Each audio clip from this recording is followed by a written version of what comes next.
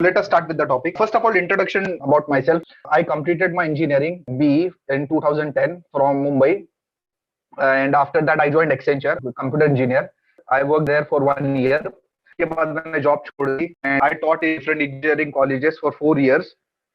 From 2010 to 2014 और उसके बाद फिर मैंने कॉलेजेस भी छोड़ दिए and from past 5 years I am in this profession, stock market, doing my trading, investment, as well as I take engineering tuitions. Mathematics पढ़ाता हूँ मैं for engineering students. So this is what is my brief theory and to be very frank, I'm not involved in intraday trading. मैं अपना थोड़ा सा लंबा काम करता हूँ, पोजिशनल काम करता हूँ, आप बोल सकते हो. I don't believe in investment, to be very frank. मुझे इन्वेस्टमेंट पे भरोसा नहीं है. इन्वेस्टमेंट मतलब कैसा होता है, आप रख दो और बैठो, तो उतना टाइम मेरे पास होता नहीं है. मैं ट्रेडिंग में बिलीव करता हूँ, बट मैं बहुत शॉर्ट टर्म ट्रेडिंग में भी नहीं वर्क करता कि इंट्राडे एंड सो ऑन. उतना वक्त भी नहीं होता. Actually we are professional, we have other works to do also. तो इसलिए आई प्रेफर स्विंग ट्रेडिंग और positional trading and I am earning handsomely from the market. So let us start. देखो, मेरे हिसाब से जो सक्सेसफुल ट्रेडिंग है ना, इसमें 3 चीजें इन्वॉल्व होती है. एक होता है आपके मार्केट साइकोलॉजी, एक होती है आपके रिस्क एंड मनी मैनेजमेंट, और तीसरा होता है आपका चार्टिंग टेक्निक. ठीक है, तो जो मेरा फर्स्ट ट्रेड का जो भी कोर्स है, पहली स्लाइड यही होती है. अब कुछ लोग ज्वाइन करें नीरा वगैरह तो जानेंगे, यहीं से शुरुआत करने वाला हूं मैं. ठीक है, तो चार्टिंग टेक्निक मतलब क्या होता है, जो भी हम सीखते हैं जनरली, जो आप टेक्निकल एनालिसिस में आप बोलते हो, candle stick pattern, support, resistance, trade line, everything that comes under charting technique. उसके अलावा होता है रिस्क एंड मनी मैनेजमेंट. अगर ये आज का सेशन अच्छा रहा, आपको लगा, तो जरूर मैं रिस्क एंड मनी मैनेजमेंट में एक और सेशन लेना चाहूंगा. So that will discuss later. And the third important thing is market psychology. तो जनरली लोगों को क्या लगता है कि चार्टिंग टेक्निक सबसे इंपॉर्टेंट है. लोग इसी पे पूरा, मतलब इनकी जिंदगी इसी में जा रही है कि भाई एक सपोर्ट बना दे, रजिस्टर बना दे, कोई स्ट्रेटेजी बता दे, कोई मैजिक बता दे, रातों रात अमीर बन जाए, करोड़पति बन जाए. तो पूरा लोगों का ध्यान नई चार्टिंग टेक्निक पे है. बट अगर वो ध्यान देते प्रॉपरली, सो मेरे ख्याल से अगर आप तीनों को इक्वली इंपॉर्टेंट भी बोलो, so this is 33%, this is 33%, and this is 33%. That means this contributes to your 66% of trading. ये आपका 66% इंपॉर्टेंट है. ये तो मैं बोल सकता हूँ सिर्फ 33% ही है. ठीक है, अगर आपको एक सपोर्ट और रेजिस्टेंस की लाइन भी ड्रॉ करनी आ गई ना, तो you can do much better in stock market. मतलब इनफ है. मेरे ऐसे बहुत सारे ट्रेडर, अभी इंडिया में तो मेरा हम लोग का ट्रेडर का ग्रुप ही अलग सा, तो मैंने इतने सारे ट्रेडर देखे ना, जो सिर्फ और सिर्फ सपोर्ट रेजिस्टेंस पे काम करते हैं, ट्रेंड लाइन, दैट्स इट. उनका चार्ट आप देखो, स्क्रीन खुला रहता है, पूरा के पूरा ब्लैंक स्क्रीन रहता है. ठीक है, मतलब no indicator, nothing, trend line, support, resistance, वो बहुत अच्छे से वो काम कर पा रहे हैं. So I think this is not important and people are mostly focusing on this. What most important is this: how you manage your risk and money, and what is your market psychology. Market psychology means basically understanding the market. कि market काम कैसे करती है, market का behaviour आपको जानना सबसे ज्यादा जरूरी है. That comes under market psychology. ठीक है, तो सबसे पहले तो अपने सामने ट्रेडिंग करने का कुछ ना कुछ तो एम होना चाहिए जिंदगी में. हम कर क्यों रहे हैं? ठीक है, अब बहुत सारे लोग ऐसे होते हैं कि जो एक अपनी एक सेकंड सोर्स ऑफ इनकम के लिए करते होंगे. ठीक है, because already they are doing some job वगैरह जो भी है. अब यहाँ पे तो मोस्टली इस ग्रुप में सब प्रोफेशनल है जो ऑलरेडी कुछ ना कुछ काम करते हैं. सो हो सकता है वो लोग सेकेंडरी इनकम के लिए करते होंगे काम. बट अपना फंडा तो भाई सिंपल है. मैं ये मेरा काम करने का तरीका है ना. मैं घूमना फिरना चाहता हूँ, फ्री रहना चाहता हूँ, इंडिपेंडेंट रहना चाहता हूँ. अभी पिछले 1 साल से I am at my native place Solapur from past March. ठीक है, और मेरा पूरा काम मुंबई में होता है. ठीक है, तो कोई फर्क नहीं पड़ता. मैं घूमना फिरना चाहता हूँ, अपना जिंदगी आराम से जीना चाहता हूँ. अपने पर कोई टेंशन नहीं चाहिए, कोई बॉस नहीं चाहिए. ठीक है, तो सबके ट्रेडिंग करने के सामने आप सबका कोई ना कोई एम होना चाहिए. ठीक है, उस अगर आपके सामने एम होता है, तभी आप उसको मेरे ख्याल से अच्छे से अचीव कर पाते हो. एक जनरल लोगों को बोलना होता है कि भाई stock market is dangerous, but I personally believe और थिंक, वैसे आप बहुत सारे लोग तो प्रोफेशनली काम करते हो तो जानते भी होंगे, stock market is not dangerous. Lack of knowledge is dangerous. Generally लोग क्या बोलते हैं मालूम है? जनरली लोग बोलते हैं कि स्टॉक मार्केट गैम्बलिंग है, जुआ है, सट्टा है. Let me tell you friends, stock market is not at all gambling. देखो, फर्स्ट ऑफ ऑल मैं आपको एक गैम्बलिंग का डेफिनेशन देता हूँ. ठीक है, what I personally think what is gambling. आज मैं आपका बहुत टाइम लेने वाला हूँ भाई. मतलब मैं मार्केट का नाम आते मैं भावनाओं में बहना चालू हो जाता हूँ. ठीक है, तो I personally feel stock market is not at all gambling. Lack of knowledge is dangerous. देखो, गैम्बलिंग का मतलब क्या होता है पता है? हर वो काम जो आपको करना नहीं आता, दैट इज कॉल्ड गैम्बलिंग. हर वो काम जो आपको करना नहीं आता, दैट इज कॉल्ड गैम्बलिंग. अभी इसमें बहुत सारे लोग आईटी प्रोफेशनल हो गए. ठीक है, अब आपकी सीट पे अगर मैं बैठ जाऊं और मेरे को आप बोलो भाई ये कोड करके बता, इट्स गैम्बलिंग फॉर मी, है ना. मुझे बोलोगे आप कोई शॉप चला के दिखा, भाई इट्स गैम्बलिंग फॉर मी. कोई बिजनेस चला, कोई इंडस्ट्री चला, इट्स गैम्बलिंग फॉर मी. हर वो काम, अगर आप कोई चाय बेचते हो, ठीक है, अभी पता नहीं आप वो वहां पे क्या बिकता है, हॉट डॉग पता नहीं क्या बिकता है, हर एक काम गैम्बलिंग है अगर वो आपको करना नहीं आता तो, ठीक है। तो स्टॉक मार्केट गैम्बलिंग नहीं है। गैम्बलिंग का मतलब होता है हर वो काम गैम्बलिंग है जो आपको करना नहीं आता। स्टॉक मार्केट अगर आप सीख जाओगे तो बिल्कुल भी गैम्बलिंग नहीं है। अपने इसके कुछ रूल्स हैं, रेगुलेशंस है, कुछ डिसिप्लिन है, वो आपको फॉलो करना है, तो आपको सीधा समझ में आएगा ये प्रोफेशनल काम है या ऐसा काम है जिसमें दुनिया के सबसे दिमाग वाले लोग काम करते हैं, ठीक है, बेवकूफों का काम नहीं चल रहा है यहाँ पे। So it's not at all a gambling, you need to learn this to achieve success. दो टाइप की एनालिसिस होती है अपने पास, एक होती है फंडामेंटल एनालिसिस, दूसरी होती है टेक्निकल एनालिसिस, ठीक है। वैसे तो यहाँ पे इस ग्रुप में जैसे अपने कमल भाई हैं और ये विवेक सर हैं, अब ये लोग तो कैसा है कि भाई बहुत ज्यादा फोकस कर रहे हैं टेक्निकल पे, बट जो बिगिनर है उनके लिए कि they are very confused with what is fundamental analysis and what is technical analysis, what to follow, ठीक है। देखो दोस्तों, मेरे हिसाब से तो सिंपल है, आपको फंडामेंटल फॉलो करना ही चाहिए, टेक्निकल एनालिसिस। किसी को डाउट आता है क्या? वैसे थोड़ा सा इंटरैक्टिव बनाते हैं इसको, वैसे तो जो पुराने लोग हैं वो तो ठीक है, जानते हैं। किसी को डाउट आता है क्या भाई, किस फंडामेंटल करना चाहिए, टेक्निकल करना चाहिए? हाँ भाई, इसको मतलब मेरे अकेले सेशन मत रखो यार, मजा आना चाहिए। सुयश हियर फ्रॉम वैंकूवर। हाँ, मुझे डाउट आता है कि फंडामेंटल्स और टेक्निकल में फॉर श्योर, बिकॉज मेरे जो stocks what I pick is I try to go through fundamentals, but तो मुझे पता नहीं चलता कि ये स्टॉक कब सेल करो, क्योंकि वो ऊपर जाते हैं नीचे जाते हैं, जो टेक्निकल फॉलो करेंगे वो, right, but then I just hold it because I feel they are fundamentally correct. So yeah I am confused. देखो, मैं आपको उसको सॉल्यूशन देता हूँ, ठीक है। I personally follow technical analysis. उसका रीजन क्या है? देखो, टेक्निकल एनालिसिस मतलब क्या पता है? चार्ट की स्टडी, ठीक है। जो भी आप चार्ट या ग्राफ देखते हो आप, उसकी स्टडी को बोलते हैं टेक्निकल एनालिसिस। एक बात आप समझो, ये जो चार्ट है ना, ठीक है, ये बनाता कौन है? ये हम और आप नहीं बनाते। ये तो मतलब बहुत ही बेसिक लेवल पे मैं जा रहा हूँ, ठीक है। ये चार्ट है ना, हम और आप नहीं बनाते। हम और आप तो रिटेलर हैं, रिटेल इन्वेस्टर हैं, ट्रेडर हैं, जो कितने शेयर खरीदते हैं? मुश्किल से 10, 15, 20, 50, 100, ठीक है। तो we are not making this chart. तो ये चार्ट बनाता कौन है? ये चार्ट वो लोग बनाते हैं जो फंडामेंटल फॉलो करते हैं, ठीक है। जो बड़े बड़े लोग हैं, एफआईज हैं, डीआईज हैं, अब इंडिया में तो यही बोला जाता है, मुझे पता नहीं कनाडा में क्या बोलते हैं, ठीक है। जो दो म्यूचुअल फंड वाले हैं या फॉरेन इन्वेस्टर्स हैं, ये जो बड़े बड़े लोग हैं, जो कंपनी के मालिक है, प्रोमोटर हैं, ठीक है, ये जो भी बड़ा बड़ा पैसा लाते हैं ना, बहुत बड़ा पैसा लाते हैं, ठीक है, तब जाके चार्ट में मूवमेंट आती है, ठीक है। तो अगर मुझे कोई पर्सनली पूछता है ना कि आप फंडामेंटल फॉलो करते हो कि टेक्निकल फॉलो करते हो, तो मैं उन्हें कहता हूं मैं दोनों फॉलो करता हूं। कैसे? फॉलो मैं सिर्फ टेक्निकल को करता हूं, लेकिन जो चार्ट में फॉलो करता हूं ना, उसको बना कौन रहा है? उसको तो वही लोग बना रहे हैं ना जो फंडामेंटल फॉलो करते हैं। मुझे थोड़ी ना पता है। जैसे if I talk about some company like Tesla, ठीक है, इंडिया की भी ले सकता था, बट आप शायद को पता नहीं होगी, टेस्ला, ठीक है। अब आई पर्सनली डोंट नो कि टेस्ला के कितने सेंटर है, कितना बिकता है, किधर किधर खरीदता है, किधर बेचता है, कौन से कंट्री से कितना बिजनेस आता है, I personally don't know.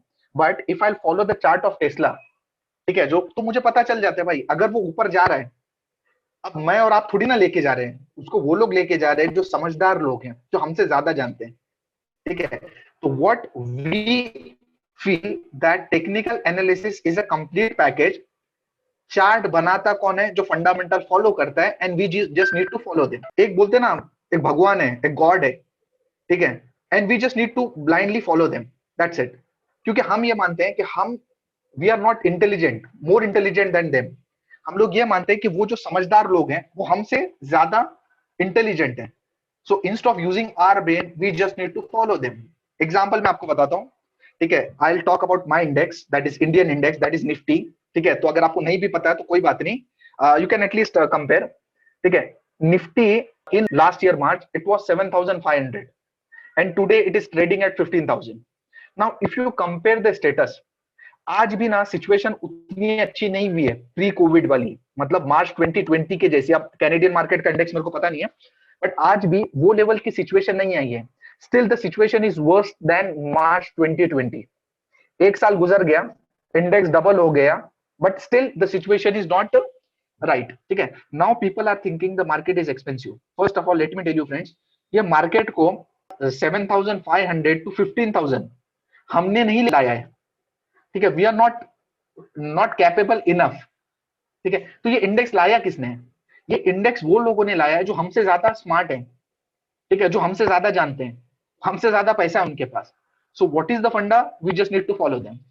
That means as a technical analyst हम फंडामेंटल भी फॉलो करते हैं, बट कैसे करते हैं? Through charts. बिकॉज चार्ट वो लोग बनाते हैं जो ऑलरेडी फंडामेंटल को फॉलो कर रहे हैं. ठीक है, एग्जांपल मैं आपको देता हूँ कुछ और. ठीक है, जैसे देखो, आपने बहुत बार देखा होगा एक कंपनी का रिजल्ट आता है. ठीक है, कभी कभी क्या होता है, वेरी ऑफन ऐसा होता है कि रिजल्ट अच्छा होता है और प्राइस गिर जाता है.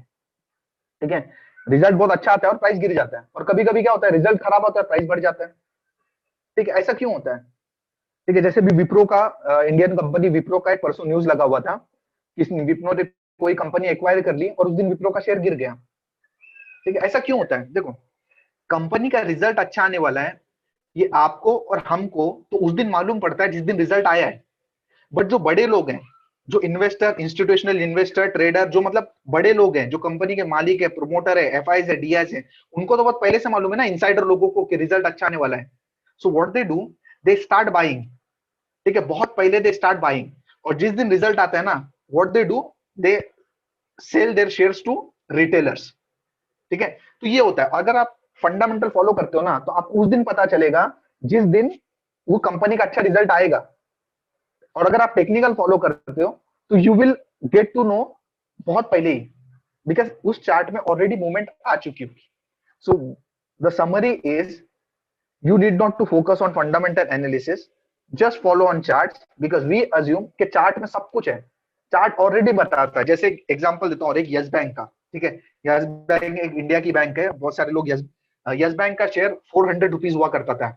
ठीक है, क्रैश हो गया yes bank, now it is trading at 20 rupees, from 400 to 20. ठीक है, जब यस बैंक को जो भी फंडामेंटल फॉलो करते थे ना, वो शेयर कभी बेच ही नहीं पाएंगे. क्यों नहीं बेच पाएंगे? क्योंकि वो जाके देख रहे हैं कि भाई सब ब्रांचेस परफेक्ट चल रही है यस बैंक की, हर ब्रांच में लाइन लगी पड़ी है, एवरीथिंग इज फाइन. बट अगर if you are following technical analysis, देखो बैंक के अंदर कुछ गड़बड़ हो रही थी. ठीक है, दैट इज व्हाई वो शेयर 400 का 20 हो गया. बैंक के अंदर कुछ तो भी गड़बड़ हो रही थी. ठीक है, तो जो फंडामेंटल फॉलो करते हैं ना, उनको नहीं पता, लेकिन जो टेक्निकल फॉलो करते हैं उनको चार्ट पर ऑलरेडी दिख रहा था कि प्राइस गिरने लगा है. वो प्राइस क्यों गिरने लगा? इसलिए गिरने लगा क्योंकि जो प्रॉब्लम हो रही थी ना, अंदर जो झोल हो रहा था ना, वो आप और हमको तो बाद में मालूम पड़ा, लेकिन जो कंपनी के मालिक हैं, जो प्रोमोटर हैं, ठीक है, जो बड़े बड़े लोग हैं, एफआईएस है, डीआईएस है ना, उनको तो ऑलरेडी मालूम था ना कि भाई बैंक में गड़बड़ है. आपको और मेरे को बाद में मालूम पड़ा, नीरव मोदी पीएनबी से भाग गया. लेकिन जो बड़े लोग हैं उनको तो ऑलरेडी मालूम है. अब कंपनी के मालिक को तो मालूम ही होगा ना यस बैंक में झोल है, वो अपने बड़े बड़े फ्रेंड सर्कल में तो बताएगा ही ना. तो ऑलरेडी उन्होंने शेयर को ऑफलोड करना चालू कर दिया था. ठीक है, जब न्यूज आई ना यस बैंक में झोल है, तब प्राइस बच गया था 100 रुपया, 100 रुपीज, फ्रॉम 400 टू 100 रुपीज. ठीक है, और अगर if you follow technical analysis, बहुत ही पहले आपको पता चल गया होता कि भाई इस बैंक में कुछ तो भी झोल है, कुछ तो भी गड़बड़ होने वाली है, if you follow purely on chart. ठीक है, so that is what we feel, we just need to follow technical analysis, because technical analysis means chart study, मतलब प्राइस. एंड वी बिलीव ये जो प्राइस होती है, दैट डिस्काउंट्स एवरीथिंग, इसके अंदर सब कुछ आ जाता है. ठीक है, उसके अंदर सब कुछ आ जाता है प्राइस के अंदर. यहाँ पे कुछ टेक्निकल एनालिसिस के मैंने एग्जांपल दिया है, हस्बैंड वाइफ किड्स. अब इस पर सब बात करूं तो बहुत ही लंबा हो जाएगा डिस्कशन. हाँ जी, बोलिए. मतलब अभी ये प्राइस फॉल हो रहा है, लेकिन अभी हमको कैसे समझेगा कि क्या परसेंटेज पे हमको मार्केट से निकलना है? तो सर उसकी तो स्टडी करनी है ना आपको. सर उसके लिए आपको क्या करना पड़ेगा, परसेंटेज नहीं होता. ठीक है, कुछ टेक्निकल स्टडीज होती हैं. जैसे मैंने देखा था जीएमटी ग्रुप पे एक लास्ट बहुत अच्छा सेशन हुआ था, how to place stop loss. तो एक कैसा होता है, एक पर्टिकुलर एरिया होता है. ठीक है, उसके अगर नीचे गया, इसका मतलब कुछ तो भी गड़बड़ है. देखिए एक बात समझिए आप. ठीक है, एक बात समझिए. देखिए जैसे मैं एक एग्जांपल देता हूँ आपको, अभी बात से बात निकल जो बता देता हूँ. समझिए किसी एक पर्टिकुलर शेयर का प्राइस 100 रुपीज है. ठीक है, अब वो यूलर, आप कैनेडियन में आप खुद समझ लो, 100 रुपीज है समझिए. ठीक है, अब कैसा होता है पता है, एक पर्टिकुलर एरिया होता है, अगर उस एरिया के नीचे वो शेयर चला गया, मतलब वो शेयर खराब हो जाता है. ठीक है, मतलब उसके नीचे अपने को शेयर को नहीं रखना है. तो अगर 100 से वो शेयर, ये समझिए वो लेवल 80 रुपीज है. ठीक है, एग्जांपल देता हूँ, 80 रुपीज है. 80 रुपीज के नीचे गया ना तो शेयर खराब हो जाता है. ठीक है, अब आप समझिए जो बड़े बड़े लोग हैं ना, वो उस शेयर को, बड़े मतलब देखो आप समझो सर, दो ही लोग हैं इस मार्केट में, एफआईएस एंड डीआईएस. मतलब अगर इंडियन मार्केट के हिसाब से बात करूं तो जो इंडिया के बड़े बड़े लोग हैं, म्यूचुअल फंड्स, और इंडिया के हिसाब से जो फॉरेनर्स हैं, जैसे यूएस वाले, यूके वाले, वॉटेवर, आप कनाडा के हिसाब से आप देख लो। ठीक है, देखो सर, गेम वही करते हैं, हम तो छोटे रिटेलर है ना, बस उनके बीच में पिस जाते हैं। ठीक राइट है, अब आप सोचिए, अगर आपके पास 100 रुपीज है प्राइस, वो 80 के नीचे नहीं जाएगा। अगर आपका स्टॉप लॉस वो एरिया सही है तो क्यों नहीं जाएगा? जब वो शेयर 100 से 90 आएगा, ठीक है, आप और मुझ जैसे रिटेल इन्वेस्टर और ट्रेडर के पास ना मुश्किल से 10% शेयर होते हैं, मुश्किल से, बराबर ओवरऑल कंपनी। 90% किसके पास होते हैं पता है? 90% प्रोमोटर, म्यूचुअल फंड और ये बड़े बड़े एफ एंड डीआई के पास होते हैं। राइट तो कल को अगर वो शेयर 100 से 90 आता है, तो आपके पास तो मुश्किल से 15, 20, 30, 50 शेयर्स होते हैं। राइट ठीक है, तो आपका बहुत नुकसान नहीं होगा। नुकसान किसका होता है? नुकसान भी उन्हीं लोगों का होता है, क्योंकि शेयर तो उनके पास ही है, एफ एंड डीआई के पास ही। तो वो राइट लोग क्या करते हैं पता है? वो प्राइस को 80 के नीचे नहीं जाने देंगे, क्योंकि उसके नीचे गया तो नुकसान उनका ज्यादा होगा। ठीक है, तो राइट वो क्या करते हैं? 90 तक लाएंगे, 85 तक लाएंगे। क्यों लाएंगे? क्योंकि हम जैसे लोगों को डरा के निकालने के लिए। ठीक है, और राइट हम वो सक्सेस हो जाते हैं, हम लोग निकल जाएंगे डर के। ठीक है, तो राइट अगर आपका एक स्टॉप लॉस का एरिया होता है, अब वो स्टॉप लॉस का एरिया कैसे चूज करना है, वो तो आपको उसके लिए सीखना डिस्कस पड़ेगा। हुआ है ठीक या है, वो हुआ है डिस्कस। हाँ, तो उसके नीचे वो शेयर नहीं जाएगा। उसके नीचे गया तो खराब है, खत्म बात। ओके ठीक है, तो जब यस बैंक का 400 था ना, तो एक लेवल होगा यस बैंक का 350 का, उसके नीचे गया ना, तो इसका मतलब है यस बैंक में कुछ तो भी गड़बड़ है। ठीक है, अब गड़बड़ है नहीं, अपने को उससे कोई मतलब नहीं है, will exit as a discipline at 350। ठीक है, राइट उसके बाद जहां जाना है यस बैंक को जाए, क्योंकि अपने को तो 10-15 शेयर पे काम करना है, 15-20 shares we want to buy. ठीक है, तो if a particular stock is hitting stop loss, we will exit, story over. ठीक है, so this is what we feel, this is a technical analysis feel, price discounts everything। जो भाव है ना, भाव, जो प्राइस है, ठीक है, वो टेक्निकल एनालिस्ट के लिए मतलब बोलते हैं ना, भाव भगवान है। ठीक है, मतलब क्या बोलते हैं, जो प्राइस है दैट इज एवरीथिंग। एक बात बताओ, general question, do you know what is the P of Tesla? Anyone नहीं नोज नहीं प्राइस, मुझे नहीं पता। P of I Tesla? Think 1000 के आसपास था लास्ट जी, जो मैंने देखा इट्स था। -800 or something. या it's more than 1000, it's more than 1000। Now please tell me, कौन सा फंडामेंटल वाला 1000 पी का शेयर खरीद सकता है? और अगर खरीदता है तो फंडामेंटल को फॉलो ही नहीं करता। According to fundamentals, if a P goes about 20, 25, 30, 40, that's expensive, but that is where market psychology comes into the picture।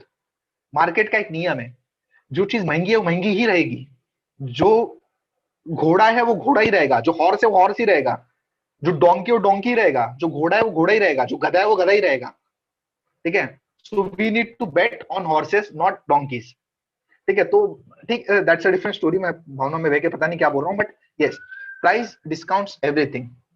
आज Jubilant food work, that is Domino's franchisee in India, it's PE is more than 240। मतलब अगर आप Indian market में देखोगे 240 P is too much, still the share is going up. ठीक है, fundamental वाले क्या करेंगे? फंडामेंटल वाले ये करेंगे कि भाई ठीक है, अब एक सिंपल बात है, let me give an example of Eicher Motors, I don't know how many of you no it, it's bullet. The share price went from 300 to 30,000. The share price went from 300 to 30,000. When it was trading at 300, its P was 5. ठीक है, अब अगर आप fundamental analyst हो, तो till what time you can hold that share? Because 300 का जब 600 होगा, ठीक है, कब तक होल्ड करोगे? 900, 1200, 1500, कभी तो बेचोगे। जब 300 का 3000 हो जाएगा, that time it's P was 150। ठीक है, और 150 पी एट दैट टाइम, मतलब आज से 10 साल पहले, 10 years back, it was too expensive। तो फंडामेंटल वाले can't hold, and if they are holding, they are not following fundamental, simple। So only a technical analyst can handle all these situations, and it can hold multi-bagger shares।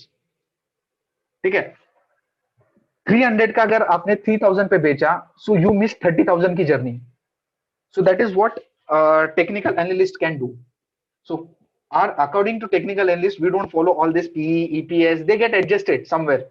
ठीक है, अगर आज अगर आप fundamental की बात करो, so Nifty should be maximum at 9,000 or 10,000 maximum, because in the last March it was 7,500। Now index must be maximum at 9,000, 10,000, that justifies the fundamental। Because if I'll talk normally about the normal people, still people are not at par with the situation that was in March 2020। अभी भी लोगों की हालत खराब है India में। ठीक है, so in March 2020 Nifty was 12,500, so it should be less than that, but now it is trading at 15,000। So what a technical analyst think, price discounts everything, ठीक है। तो अपने हिसाब से ये सब पीई ईपीएस ये सब ठीक है यार, अपनी जगह ठीक है, कोई फंडामेंटल वाला बता नहीं। अब ऑब्वियस सी बात है ना, टेस्ला कभी ज्यादा ही रहने वाला है, बिकॉज टेस्ला फ्यूचर देख रहा है, फ्यूचर में इलेक्ट्रिकल कार आएगी तो क्या हो जाएगा, ठीक है। सो अगर कोई फंडामेंटल फॉलो करता है तो मेरे ख्याल से बिल्कुल भी it's not a valid. We follow fundamental based on charts, chart में सब दिखता है, ठीक है भाई। जहां पे बोर होने लगे ना थोड़ा सा बता देना भाई, मतलब आज का टॉपिक ऐसा पता नहीं कितनों को अच्छा लगेगा कितनों को बुरा लगेगा, कुछ लोगों को तो ऐसा लगेगा यार हमको तो स्ट्रेटेजीज बताओ, सही जा रहे हो। जो आज मैं बता रहा हूँ ना आपको सर, मुद्दा मेन मार्केट यही है सर, समझना यार। वो मतलब यूट्यूब पे आप वीडियो डाल दो, कैंडल स्टिक पैटर्न 1000 वीडियो आ जाते हैं, ठीक है। So that is not important. ये जो मैं आपको चीजें बता रहा हूँ that I have learn from several years, इतना लॉस करके मार्केट में पीट पीट के समझाया मेरे को चीजें, ठीक है। तो चलो let's continue.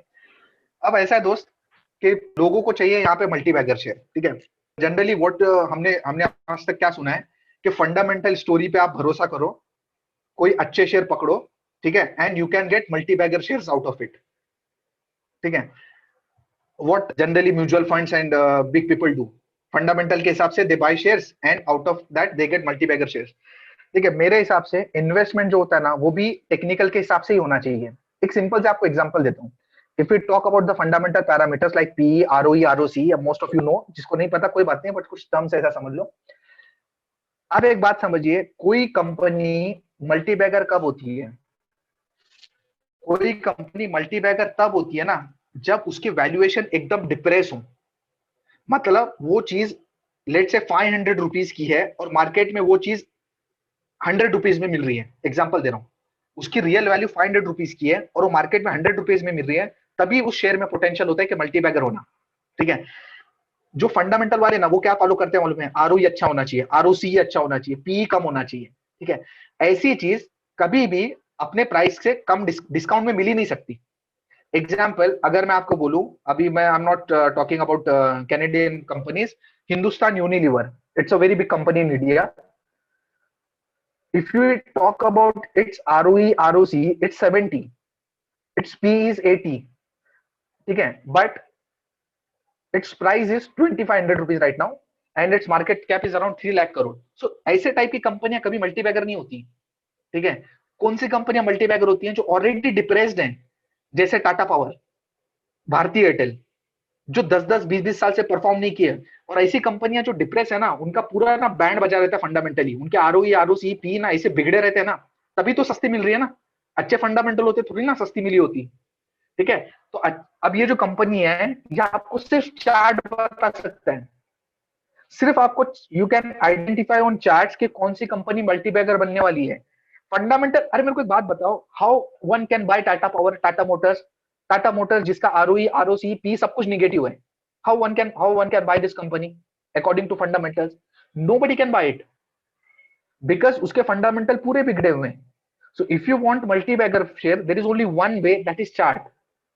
Only technical analysis can give you multi-bagger shares, and only technical analysis के थ्रू आप उस शेयर बना पाओगे। बात सोचो ना, 300 का आइशर मोटर्स लोगों ने 600 पे, 600 पे सेल किया होगा, 900 पे सेल किया होगा, 3000 पे सेल किया होगा, 30,000 तक कौन होल्ड कर सकता है? सिर्फ वो होल्ड कर सकता है जिसको टेक्निकल्स आता है। फंडामेंटल्स वाला कभी नहीं होल्ड कर सकता ना, वो ढूंढ सकता है। जब वो आइशर मोटर 300 पे चलना चालू हुआ था ना, तब उसके साथ फंडामेंटल बिगड़े थे, ठीक है। So only technical analyst multibagger share ढूंढ भी सकता है और उसको राइड भी कर सकता है, ठीक है। तो this is what a technical analyst thinks, price discounts everything, ठीक है। जो आपकी प्राइस है उसके अंदर सब कुछ रहता है, so just not to follow them.